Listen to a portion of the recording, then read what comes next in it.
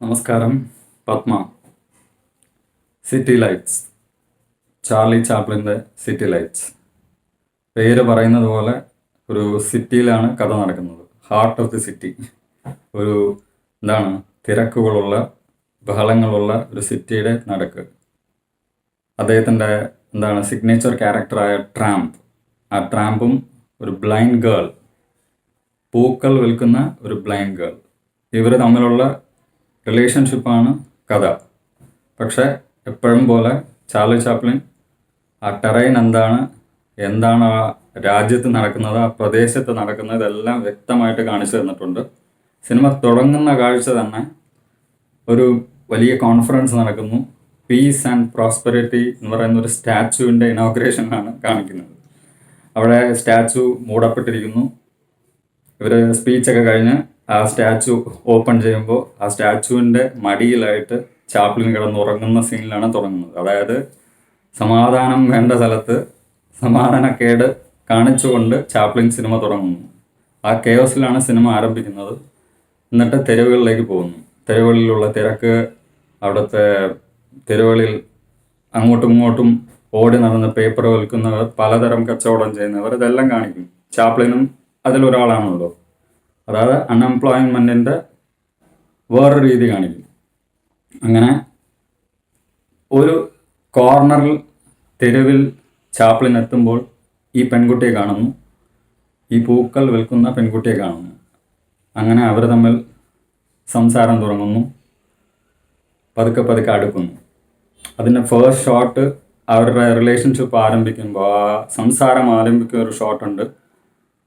അത് നോക്കി വെച്ചേക്കുക. കാരണം കഥ മുന്നോട്ട് കൊണ്ടുപോകുന്ന ഒരു പ്രധാനപ്പെട്ട ഷോട്ടാണ്. അങ്ങനെ അവർ തമ്മിലുള്ള സംസാരവും അവർ തമ്മിലുള്ള ഇണക്കങ്ങളും പിണക്കങ്ങളും എല്ലാം മുന്നോട്ട് പോകുന്നു. ഒരു കാലഘട്ടം എത്തുമ്പോൾ പെൺകുട്ടിക്ക് കാഴ്ചശക്തിക്ക് വേണ്ടി ഒരു ഡോക്ടറെ കാണണം. അങ്ങനെ ചാപ്ലിൻ തൻ്റെ സമ്പാദ്യങ്ങളെല്ലാം പെൺകുട്ടിക്ക് കൊടുക്കുന്നു. നീ പോയി ഡോക്ടറെ കാണും, കാഴ്ചശക്തി കിട്ടട്ടെ, എന്നിട്ട് നിനക്ക് എന്നെ കാണാമല്ലോ. അങ്ങനെ പറഞ്ഞ് പോകുന്നു. അതിനടുത്ത ദിവസം തെരുവിലിൽ വെച്ച് ചാപ്ലിനെ പോലീസ് അറസ്റ്റ് ചെയ്യുന്നു, ജയിലിലേക്ക് അടയ്ക്കുന്നു. ഇനി കഥ ഓട്ടം എന്ന് പറഞ്ഞ് മറ്റൊരു ഋതുവിലാണ് ആരംഭിക്കുന്നത്. ഇപ്പോൾ നമ്മൾ കാണുന്നത് ആ തെരുവുകളിൽ പൂക്കൾ വിറ്റുകൊണ്ടിരുന്ന അതേ പെൺകുട്ടി വലിയൊരു ഷോറൂം ഇട്ടിരിക്കുകയാണ്. പൂക്കളുടെ വലിയൊരു പൂക്കൾ അറേഞ്ച് ചെയ്ത് വെച്ചിരിക്കുന്ന വലിയൊരു കട. ആ കടയ്ക്കുള്ളിൽ പെൺകുട്ടിയുണ്ട്. പക്ഷെ എങ്കിലും തെരുവുകളിൽ ചെന്ന് നിൽക്കുമ്പോൾ പെൺകുട്ടിയുടെ കണ്ണ് ആ പഴയ കൂട്ടുകാരനെ തിരഞ്ഞുകൊണ്ടിരിക്കുകയാണ്. അവനെ കാണുന്നില്ലല്ലോ ഇങ്ങനെ നോക്കും. ചാപ്ലിൻ പിന്നെയും അവിടെ എൻട്രി ആവാണ്. അതേപോലെ അതേ മുഷിഞ്ഞ വേഷത്തിൽ അതേപോലെ തലയും ചൊറിഞ്ഞ് വരും. ഇപ്പോൾ തെരുവിൽ നിൽക്കുന്ന മറ്റുള്ള ആൾക്കാരുമായി വഴക്കിട്ട് അവരോട് എന്തൊക്കെയോ പറഞ്ഞിട്ട് പതുക്കെ തിരിഞ്ഞു നോക്കുമ്പോൾ നമ്മളിപ്പോൾ ക്യാമറ ഷോറൂമിനുള്ളിലാണ്. പെൺകുട്ടിയുടെ മുഖമേ കാണുന്നില്ല. ചാപ്ലിൻ അന്താളിപ്പോടെ ആ പെൺകുട്ടിയെ നോക്കും. ആ പെൺകുട്ടിയെ നോക്കിക്കൊണ്ടേയിരിക്കുന്നു. പെൺകുട്ടി സംസാരിക്കുന്നു. അങ്ങനെ ഞാൻ ഒരു ഹൃദയം കീഴടക്കി. കാരണം പെൺകുട്ടിക്ക് ആളെ മനസ്സിലായില്ല. ചാപ്ലിൻ അതേ അന്താളിപ്പോടുകൂടി പെണ്ണിനെ നോക്കുകയാണ്. അതേ പെൺകുട്ടിയെ നോക്കിക്കൊണ്ടിരിക്കുകയാണ്. പെൺകുട്ടി ഇപ്പോൾ കയ്യിലുള്ള ഒരു $1, ആ $1 എടുത്ത് കാണിക്കുന്നു. അത് വേണമെന്ന് ചോദിക്കുന്നു. അപ്പോഴും ചാപ്ലിൻ അനങ്ങുന്നില്ല, മിണ്ടുന്നില്ല. പൂ വേണമെന്ന് ചോദിക്കും. അപ്പോഴും ചാപ്ലിൻ അനങ്ങുന്നില്ല, മിണ്ടുന്നില്ല. വീണ്ടും നോക്കുകയാണ്. പെൺകുട്ടി അവിടെ നിന്നും എണീറ്റ് ചാപ്ലിൻ്റെ അടുത്തേക്ക് പോകുന്നു എന്ന് ചാപ്ലിന് മനസ്സിലാകുമ്പോൾ ചാപ്ലിൻ അവിടെ നിന്ന് ഓടാൻ നോക്കുന്നു. ആദ്യം പറഞ്ഞ അതേ കാഴ്ച ഉണ്ടല്ലോ, ചാപ്ലിൻ ഒരു പൂവ് ആ പെൺകുട്ടിക്ക് കൊടുക്കുന്ന അതേ കാഴ്ച ഇപ്പം തിരിച്ചു വെച്ചിരിക്കുകയാണ്. അതായത് പെൺകുട്ടിയുടെ കയ്യിൽ $1 പൂവുമുണ്ട്. തെരുവിൽ ചാപ്ലിൻ. പെൺകുട്ടി പൂ നീട്ടുന്നു. ചാപ്ലിൻ ആ മുഖം പറഞ്ഞാൽ മനസ്സിലാവില്ല. നമുക്ക് അതിൻ്റെ ഭാവം എന്താണെന്ന് ഇനിയും വർഷങ്ങൾ കഴിഞ്ഞാലും ചാപ്ലിൻ എങ്ങനെയാണ് അത് ചെയ്തതെന്ന് നമുക്ക് മനസ്സിലാവില്ല. ചാപ്ലിൻ്റെ മുഖം വല്ലാത്തൊരു മുഖത്തോടു കൂടി, ഒരു ചിരിയോടുകൂടി ആ പെൺകുട്ടിയെ നോക്കുന്നു. അത് ദയനീയാവസ്ഥയാണോ എന്താവസ്ഥയാണെന്നറിയില്ല. നോക്കുന്നു, വാങ്ങിക്കില്ല. ഒടുവിൽ കുറച്ചു നേരം നിർബന്ധിക്കുമ്പോൾ വളരെ ശ്രദ്ധിച്ച് നോക്കേണ്ട ഒരു ഷോട്ടാണ്.